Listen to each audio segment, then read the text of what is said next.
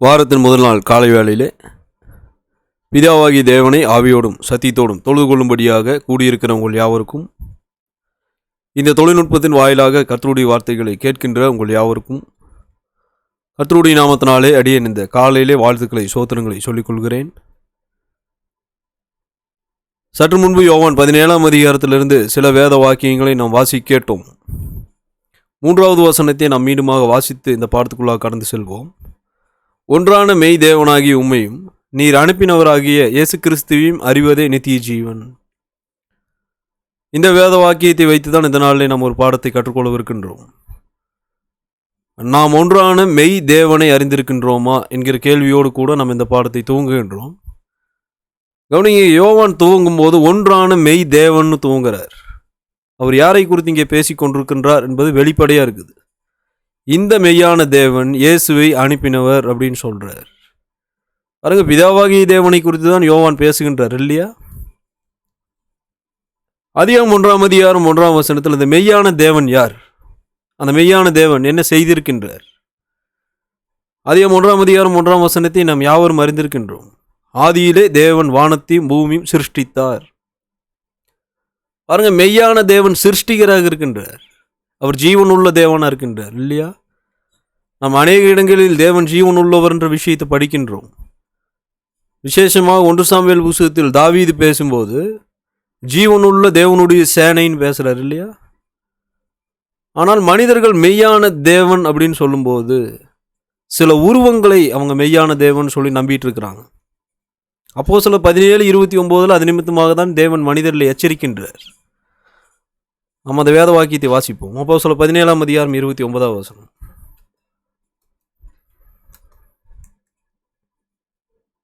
நாம் தேவனுடைய சந்ததியாராக இருக்க மனுஷனுடைய சித்திர வேலையினாலும் யுக்தியினாலும் உருவாக்கின பொன், வெள்ளி, கல் இவைகளுக்கு தெய்வம் ஒப்பாயிருக்கும் என்று நாம் நினைக்கலாகாது.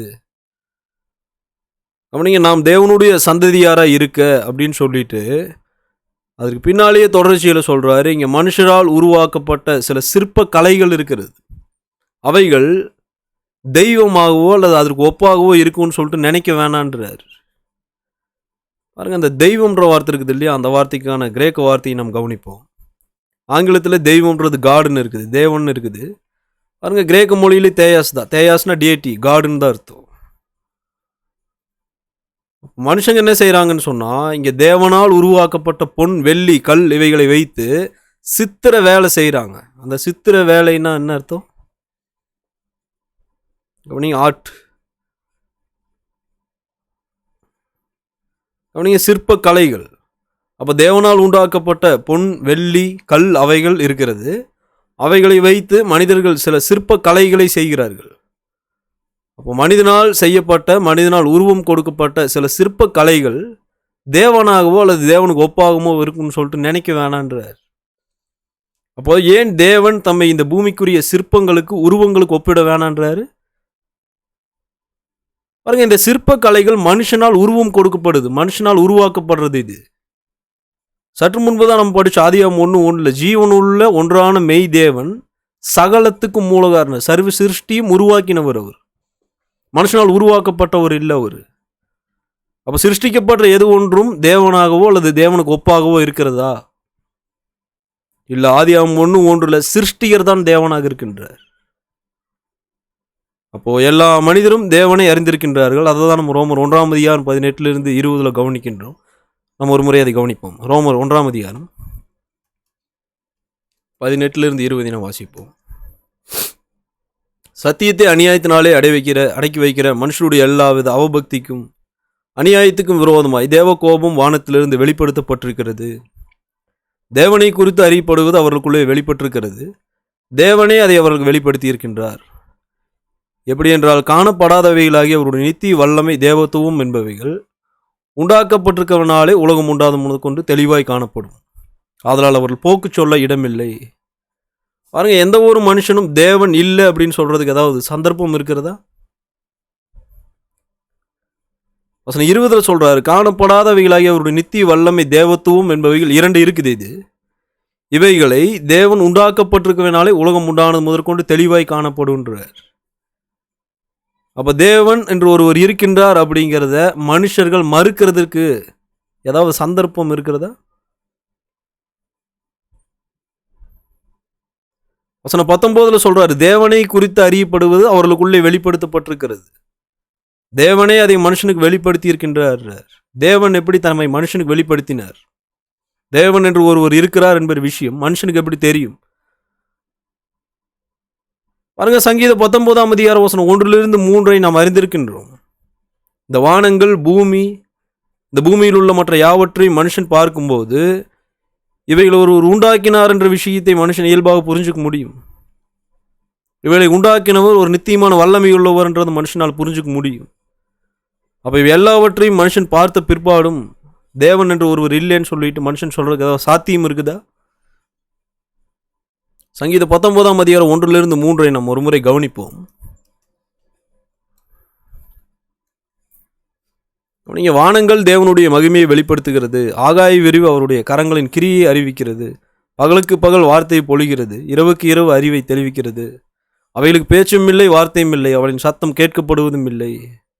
எத்தனை பேர் வானத்தையும் ஆகாய விரிவு பார்க்காம இருக்கிறாங்க?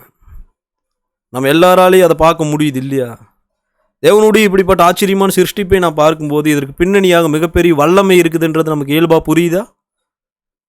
பாருங்க, ஒன்றுமே இல்லாததுலேருந்து ஒன்றுமே வராது. காலியான ஒரு கபோர்டுக்குள்ளே நீங்கள் கைவிட்டு எடுத்தீங்கன்னா எதுவுமே வராது. அப்போ இந்த வானம், பூமி வேலெல்லாம் எங்கேருந்து வந்தது? தேவனுடைய நித்தியமான வல்லமை. அவர் தான் இவைகளை உண்டாக்கினார். அதான் ஆதியாகமம் 1:1 நம்ம படிக்கிறோம். ஆனால் தேவன் சிருஷ்டிகர் என்ற விஷயத்தை எல்லா மனுஷருமே அறிந்திருக்கின்றாங்க. ஆனால் மெய்யான தேவனை மனிதர்கள் அறிந்திருக்கின்றார்களா? அதுதான் நம்முடைய பாடமாக இருக்கிறது.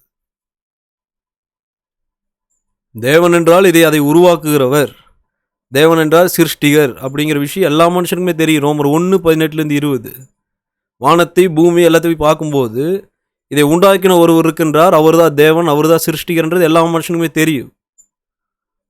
ஆனால் அதை உண்டாக்கின மெய்யான தேவன் இவர் தான் அப்படிங்கிற விஷயத்தை எத்தனை மனிதர்கள் அறிந்திருக்கின்றார்கள்? நிறைய பேர் அதை அறியாமல் இருக்கிறாங்க இல்லையா? யோவான் 4:22 இங்கே சமாரியர்களை குறித்து நாம் வாசிக்கின்றோம். சமாரியர்கள் மெய்யான தேவனை அறிந்திருந்தாங்களா? தேவன் என்றால் சிருஷ்டிகர்னு அறிந்திருந்தாங்க. ஆனால் மெய்யான தேவன் யார் என்ற விஷயம் அவங்களுக்கு தெரியல. கவனிங்க, 22 நீங்கள் அறியாததை தொழுது கொள்கிறீர்கள், நாங்கள் அறிந்திருக்கிறதை தொழுது கொள்கிறோம், ஏனென்றால் ரட்சிப்பு யூதர்கள் வழியாக வருகிறது. அப்போ இங்கே சமாரியில் இருக்கிறாங்க, இவங்க மெய்யான தேவனை அறிந்திருந்தாங்களா? 22 அவங்க என்ன செஞ்சுட்டு இருக்கிறாங்க? கவனிங்க, நீங்கள் அறியாததை தொழுது கொள்கிறீர்கள்ன்றார். தேவன்னா சிருஷ்டிகர்னு அவங்களுக்கு தெரியும், ஆனால் மெய்யான தேவன் யாருன்னு அவங்களுக்கு தெரியல.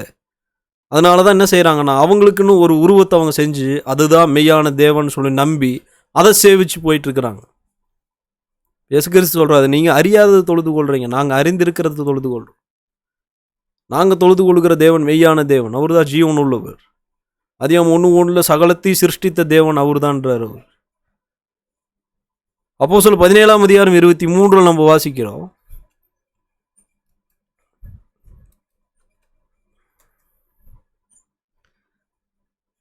நீங்கள் எப்படி என்றால், நான் சுற்றித் திரிந்து உங்கள் ஆராதனைக்குரியவைகளை கவனித்து பார்த்த பொழுது அறியப்படாத தேவனுக்கு என்று எழுதியிருக்கிற ஒரு பலிபீடத்தை கண்டேன். நீங்கள் அறியாமல் ஆராதிக்கிற அவரையே நான் உங்களுக்கு அறிவிக்கின்றேன். கவனிங்க, தேவன் என்றால் சிருஷ்டிகர் என்பதை எல்லாருமே அறிந்திருக்கின்றாங்க. அந்த விஷயத்தை நம்ம மீண்டும் மீண்டும் வலியுறுத்துகிறோம். தேவன் ஒருத்தர் இல்லை, சிருஷ்டிகர்னு ஒருத்தர் இல்லை அப்படின்ட்டு மனிதனால் மறுக்கவே முடியாது. ரோமர் 1 மனுஷனுக்கு போக்கு சொல்ல இடமே இல்லை. ஏன்னா மனுஷன் தேவன் உண்டாக்கின எல்லாத்தையும் பார்க்குறாங்க இல்லையா? இதெல்லாம் ஒன்றும் இல்லாததுலேருந்து வந்திருக்காதுன்னு அவனுக்கு தெரியும் இயல்பாகவே. இதையெல்லாம் ஒருவர் உண்டாக்கி இருக்கிறாருன்னு அவனுக்கு தெரியும். இதை உண்டாக்கினவர் நித்தியமான வல்லமை உள்ளவர்ன்றது மனுஷனுக்கு தெரியும். அதனால் மனுஷனால் போக்கு சொல்ல இடம் இல்லை. ஆனால் இதை உண்டாக்கின மெய்யான தேவன் யார் அப்படிங்கிறத தான் மனுஷன் கண்டுபிடிக்காமல் இருக்கிறான். அதை தான் சமாரியர்கள் விஷயத்தில் நம்ம கண்டுபிடிச்சோம். தேவன் சிருஷ்டிகர்னு அறிந்திருக்கிறாங்க, ஆனால் அவங்களே ஒரு உருவத்தை தெரிந்து கொண்டு இதுதான் மெய்யான தேவன் சேவிச்சு போயிட்டு இருக்கிறாங்க. அதே வகையான மக்கள் இங்கே இருக்கிறாங்க. அப்போஸ்தலர் 17:23 இங்கே கல், மரம், பொன் இவைகள் தான் தெய்வம்னு சொல்லிட்டு, இவைகளால் உருவான ஒரு உருவம் தான் தெய்வம்னு சொல்லிட்டு இங்கே இருக்கிற மனுஷங்க அதை சேவிச்சு போயிட்டு இருக்கிறாங்க. மெய்யான தேவனை அறிந்து கொள்ளும்படிக்கு அவங்களுக்கு என்ன அவசியமாக இருந்தது? இந்த கல், மரம், இந்த உருவங்கள் தெய்வம் இல்லை, மெய்யான தேவன் ஒருவர் இருக்கின்றார் அப்படிங்கிறத யாரோ ஒருத்தர் அவங்களுக்கு சொல்ல வேண்டியது இருந்தது. அந்த வேலை தான் பவுல் இங்கே செய்கிறார்.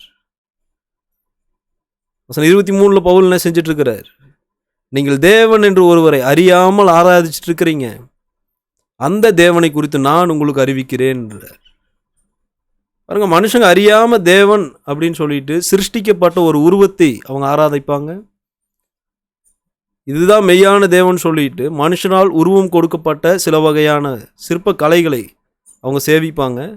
பாருங்க, அவர்களுக்கு மெய்யான தேவனை நம்ம அறிவிக்கணும். அவள் அந்த வேலை செய்கிறார் இல்லையாங்க? யோவான் 7ஆம் அதிகாரம் வசனம் 28 29 பாருங்க, யூதர்கள் முதற்கொண்டு தேவனை அறிந்திருந்தார்களா? யோவான் 7ஆம் அதிகாரம் 28 29 அப்பொழுது இயேசு தேவாலயத்தில் உபதேசிக்கையில் சத்தமிட்டு, நீங்கள் என்னை அறிவீர்கள், நான் எங்கே இருந்து வந்தேன் என்றும் அறிவீர்கள். நான் என் சுயமாய் வரவில்லை, என்னை அனுப்பினவர் சத்தியம் உள்ளவர், நீங்கள் அவரை அறியாதிருக்கிறீர்கள்.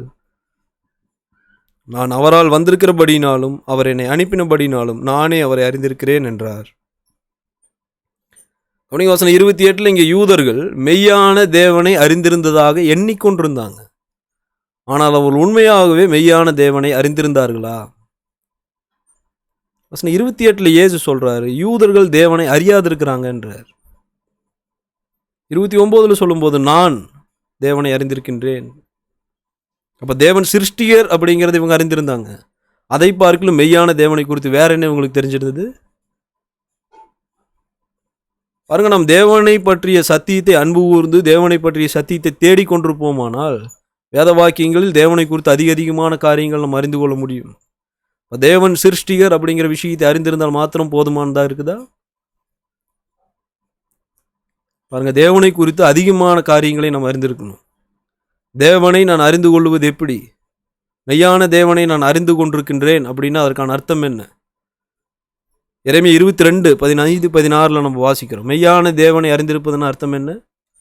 எரேமியா 22ஆம் அதிகாரம் 15ஆம் வசனத்தை நான் வாசிக்கின்றேன்.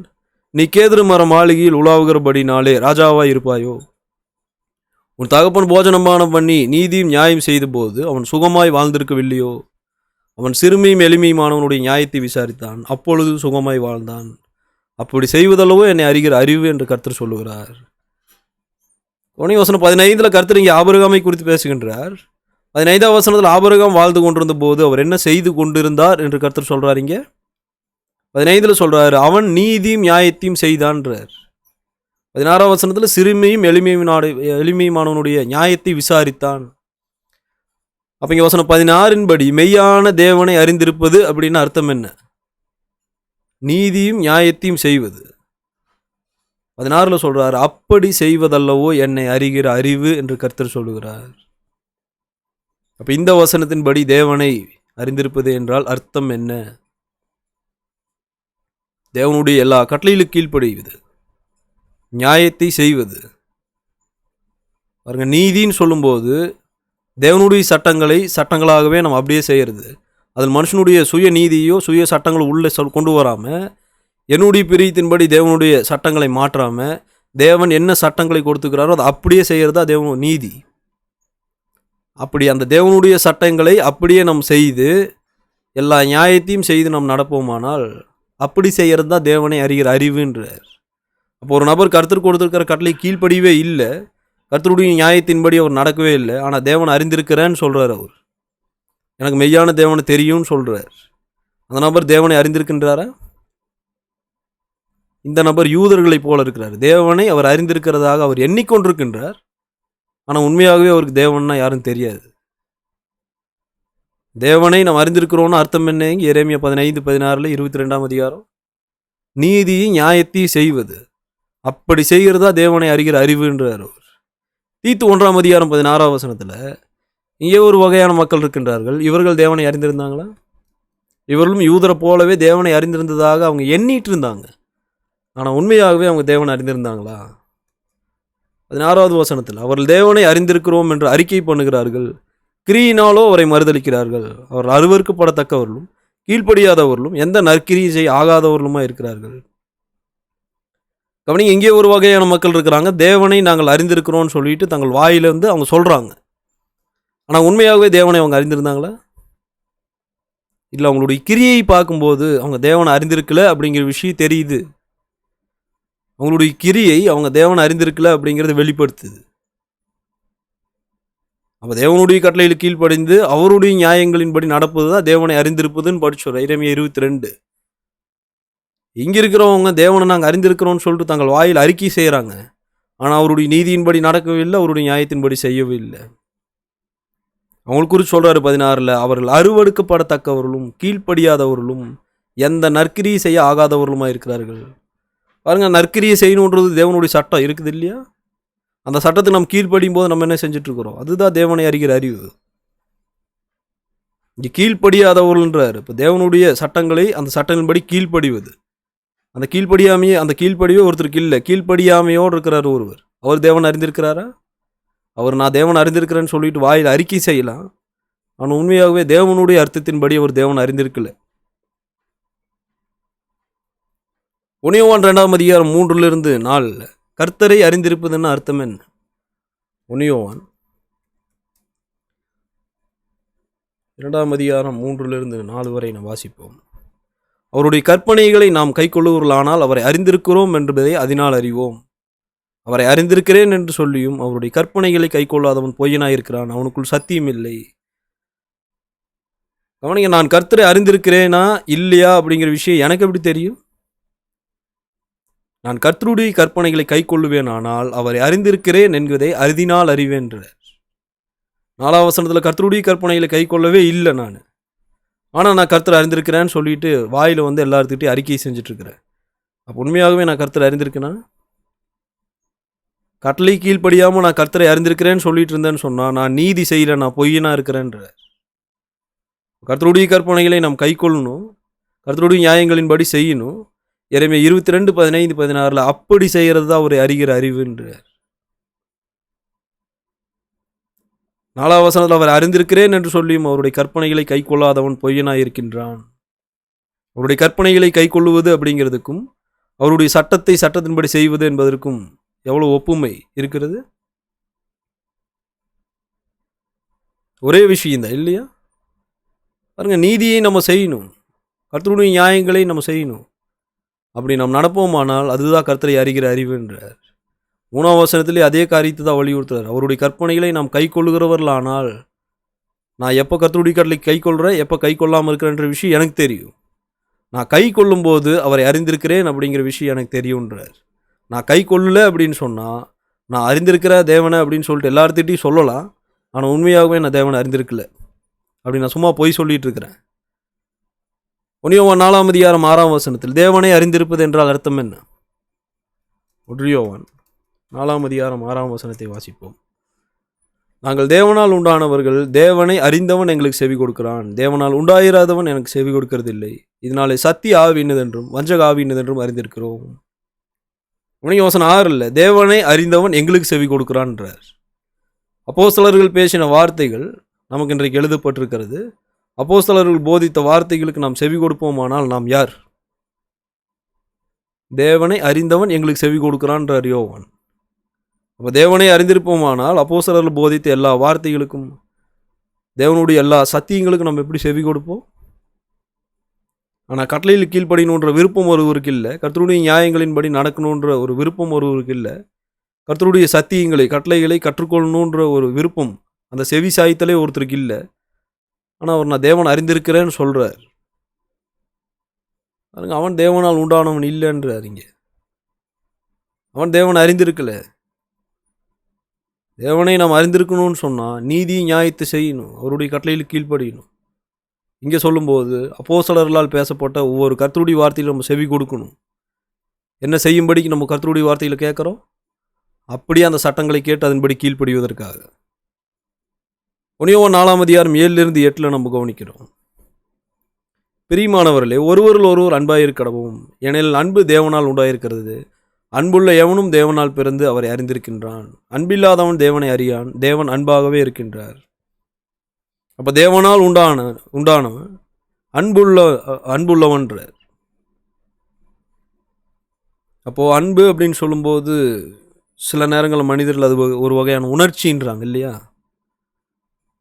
பாருங்கள், அன்பு அப்படிங்கிறது ஒரு குணாதிசயம்.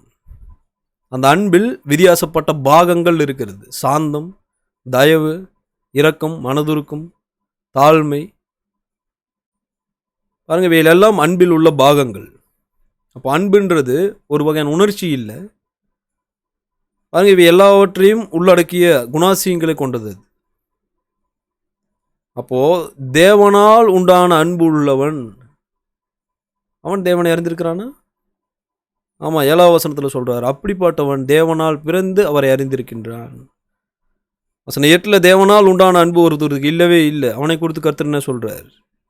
8 சொல்கிறார், இந்த அன்பு இல்லாதவன் தேவனை அறியான். இப்போ தேவனை அறிந்திருப்பதன் அர்த்தம் என்ன? 1, தேவனுடைய நியாயங்களை அவருடைய நீதியை செய்வது. 2வது, அப்போஸ்தலர்கள் பேசின எல்லா வார்த்தைகளுக்கும் செவி கொடுத்து அவையின்படி நடப்பது. 3வது, இங்கே நம்ம படிக்கிறோம், தேவனால் உண்டான அன்பு நமக்கு இருக்கணும்.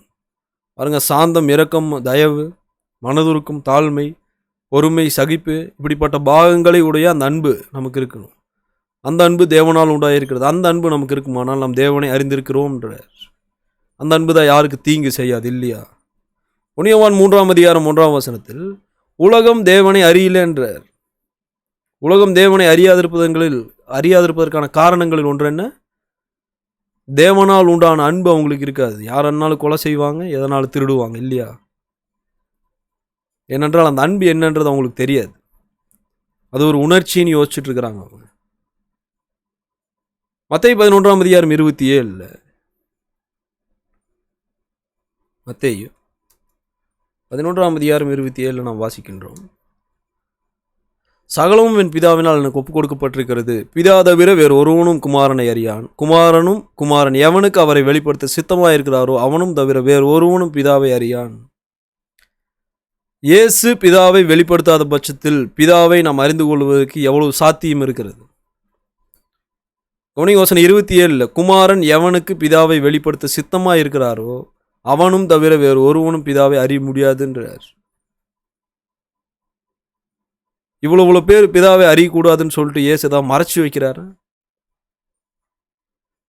மத்தேயு 7ஆம் அதிகாரம் 7-8 நம்ம அறிந்திருக்கிறோம். பாருங்க, தேடுகிறவன் எவனும் கண்டடைவான்றார். அது வாக்குத்தத்தம்.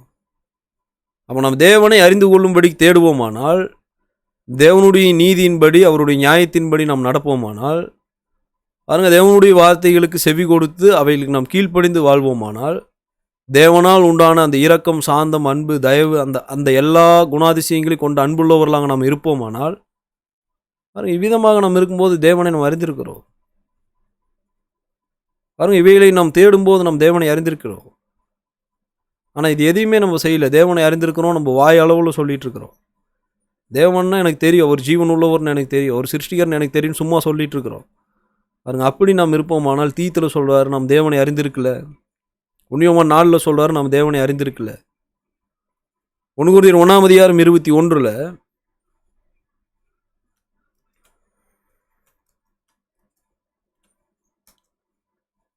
எப்படி என்றால், தேவ ஞானத்துக்கு ஏற்றபடி உலகமானது சுய ஞானத்தினாலே தேவனை அறியாதிருக்கையில் வைத்தியமாக தோன்றுகிற பிரசங்கத்தினாலே விசுவாசிகளை ரட்சிக்க தேவனுக்கு பிரியமாயிற்று. வசனம் 21 சொல்றாரு, தேவன் சிருஷ்டிகர்ன்றது எல்லா மனுஷங்களையும் அறிந்திருக்கிறாங்க. அதற்கும் அதிகமாக தேவனை பற்றி அறிந்து கொள்வதற்கு நம்ம என்ன செய்தே ஆகணும்?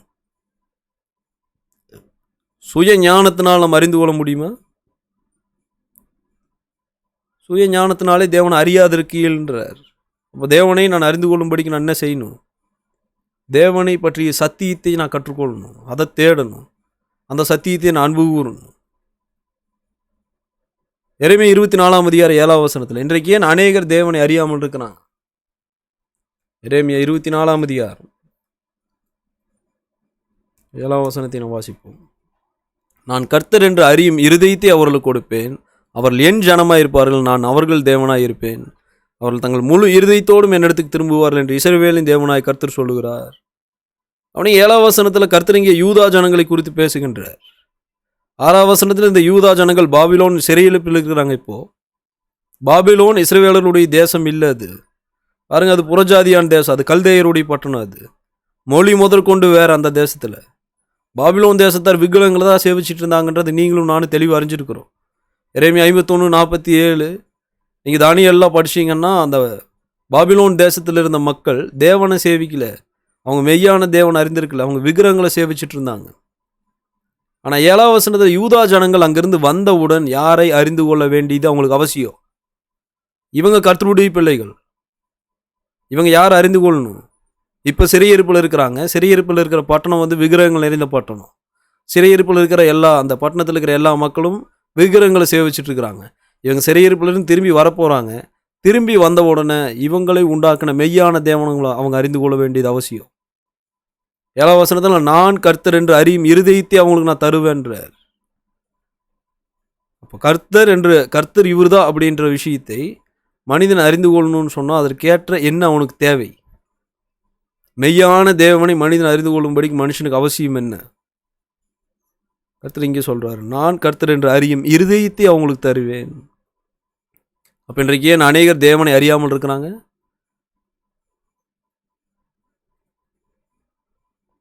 மனிதர்கள் சிருஷ்டிக்கப்பட்டவைகளை, மனிதர்களால் உருவம் கொடுக்கப்பட்டவைகளை, சில உருவங்களை இதுதான் தெய்வம் அப்படின்னு மனிதர்கள் சம்மதிச்சிருக்கிறாங்க.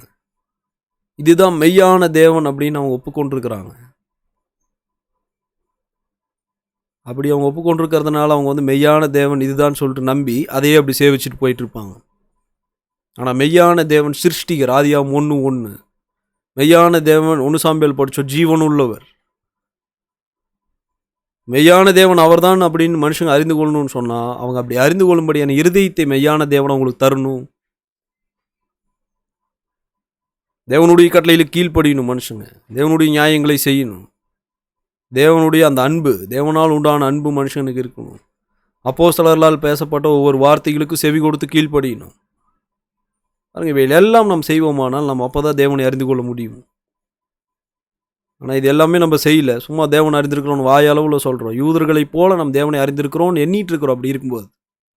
ஆனால் உண்மையாகவே தேவன் நம்ம அறிந்திருக்கல.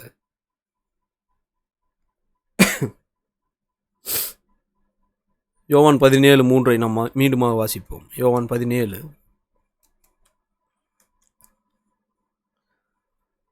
ஒன்றான மெய் தேவனாகி உம்மையும் நீர் அனுப்பினவராகி இயேசு கிறிஸ்துவையும் அறிவதே நித்திய ஜீவன். அந்த ஒன்றான மெய் தேவனை நாம் அறிவது ஏன் அவசியம்? அந்த ஒன்றான மெய் தேவனை நாம் அறிவதற்காக அவருடைய நீதிகளை, அவருடைய நியாயங்களை, அதே போல் அவருடைய அன்பை நாம் உடையவர்களாக இருந்து அப்போஸ்தலர்கள் பேசின அப்போ கர்த்தருடைய ஒவ்வொரு வார்த்தைகளையும் நாம் செவி கொடுத்து அவைகளின்படி கீழ்ப்படிந்து நடந்து இவ்விதமாக தேவனை நாம் அறிந்திருப்பதற்கான அவசியம் என்ன? அதுதான் நித்திய ஜீவன்றார் 3ஆம் வசனத்தில். மெய்யான தேவன் என்று நாம் யார் அப்படின்றது விஷயத்தை நாம் அறிந்து கொள்ளும்படிக்கு தொடர்ந்து அவருடைய சத்தியங்களை தேடணும். நாம் அப்படி தேடும்போது அதிகமான கட்டளைகளை தேடி கண்டுபிடிப்போம். அப்படி நாம் கண்டுபிடிக்கிற ஒவ்வொரு கட்டளைகளுக்கு நாம் கீழ்ப்படியும் போது தேவனை நாம் அறிந்திருக்கிறோம் அப்படிங்கிற விஷயத்தை அதனால் நாம் அறிந்து கொள்வோம். ஆனால் நாம் தேவனுடைய கட்டளையில் கீழ்ப்படியாமல், நீதியை செய்யாமல், அப்போஸ்தலர்கள் பேசின வேத வாக்கியங்களை, இன்றைக்கு நமக்கு எழுதப்பட்டுள்ள சத்தியங்களை நம்ம அன்பு கூறாமல், அந்த சத்தியங்களை கேட்பதற்கு நம்ம விருப்பம் இல்லாமல் இப்படியெல்லாம் நம்ம இருப்போம்னு சொன்னால் நம் தேவனை அறிந்து கொள்ள முடியாது. அப்படி நாம் இருப்போமானால் நித்திய ஜீவனுக்கு நாம் பங்குள்ளவர்களாக இருப்போமா? உங்களுடைய பொறுமையான கவனத்துக்கு நன்றி.